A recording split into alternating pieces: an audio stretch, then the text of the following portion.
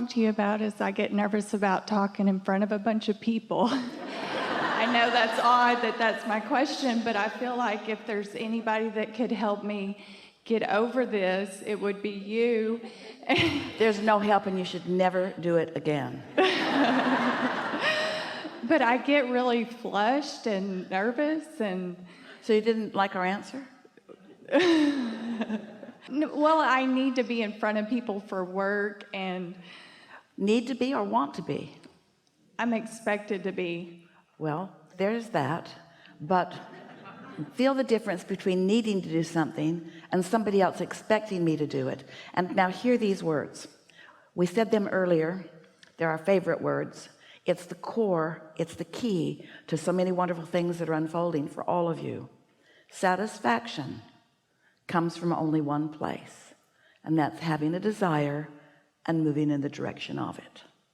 So this answer has many deep tentacles. You're going to feel it all around the room. For example, when a parent decides what a child needs to do you often notice how reluctant the child is to do it? And you know why? There's no satisfaction in doing what somebody else wants you to do.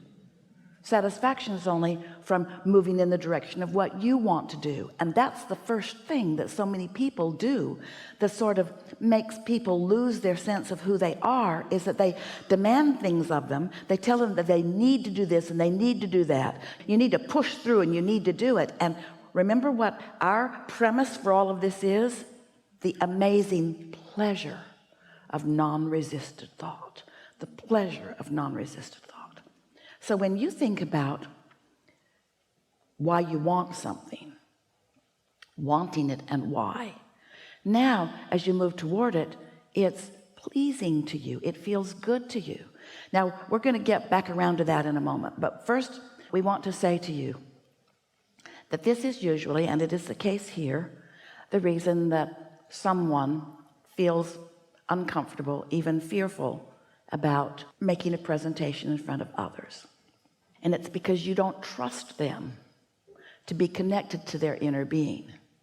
And the reason you don't trust them to be connected to their inner being is because they usually aren't. So they're petty, they're critical, they don't like themselves very much often, and so it's easy for them to find fault with you. There's a lot of people looking at a lot of people with a lot of judgment from their own place of insecurity. So this brings us right to the heart of something. This is one of the most important things that will give you the greatest relief and the greatest clarity, and then the greatest strength, and then the greatest satisfaction. So just follow through with us on this just for a little bit.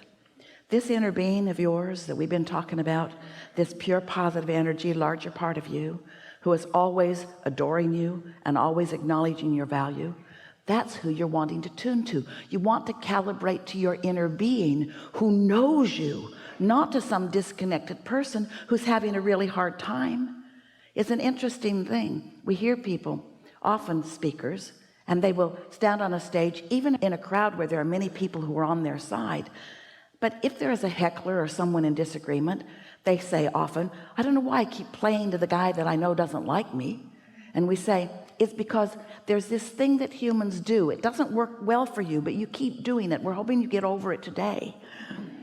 And that's where you want others to get you.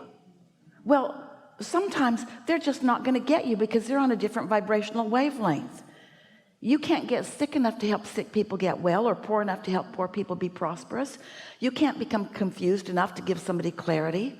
And yet that seems to be what so many want from you. They want your resonance with them where they are. And do you know, did you follow that just a little bit?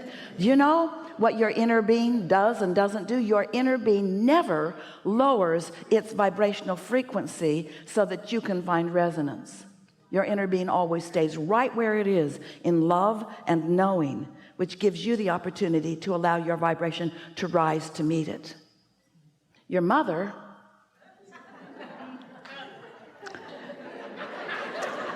she moved around and she did you a disadvantage. She sided with you when you were complaining, and she sympathized with you when you were feeling sorry for yourself and those sorts of things. But your inner being does not. And so when you decide that you're going to reach for the way your inner being feels about the subject of your presentation, and that's not just going to be the dominant thing that you care about, it's really the only thing that you care about. You're going to be tuned in, tapped in, turned on, and you're going to be good at what you do, and you're going to deliver what you have to say, and you're going to love every minute of doing it because there's no resistance within you. You see what we're getting at? But in the minute that you turn your attention to what others think of you, oh, can you imagine? So just to be absurd, to really make a strong point, let's say that it's important to you that you be appreciated by others, because it's easy to feel good. When you see something that makes you feel good, you feel good. And when you see something that makes you feel bad, you feel bad. And a lot of people would say, well, all of this stuff that makes me feel bad needs to change so that I can feel good. It's really a conditional approach to life. It's ridiculous and it's impossible. It's like putting out an advertisement that reaches everyone on the internet that says, here's my picture and here's what I need from you should we meet. So scan the crowds as you move through life, and if you see me, here's my list. Carry it with you. Or you could just tune to your inner being. In other words, the path of least resistance is just to be in love with who you are and be in love with everything the way your inner being is in love with everything.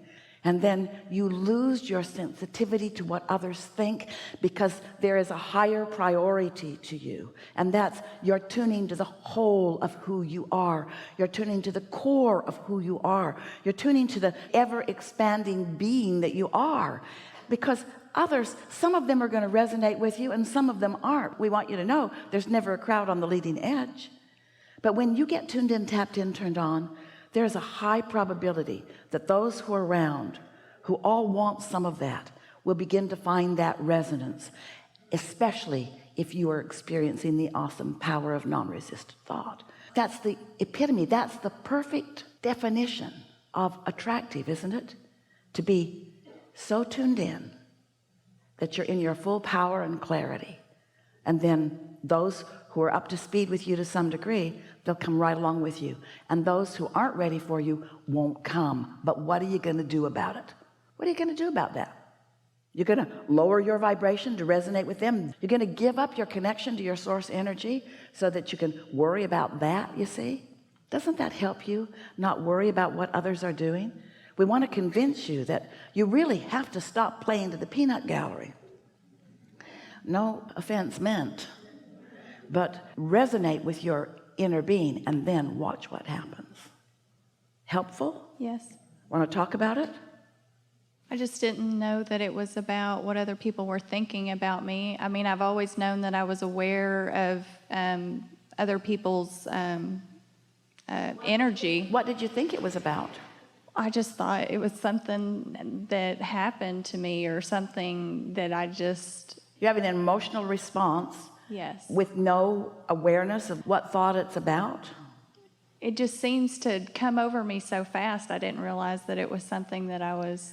So now that leads us to another really important thing to talk about here today, and that is, we've been talking recently, we'll talk a lot about this today, about getting out ahead of it. Earlier you heard us say that you have patterns of thought. That's what beliefs are.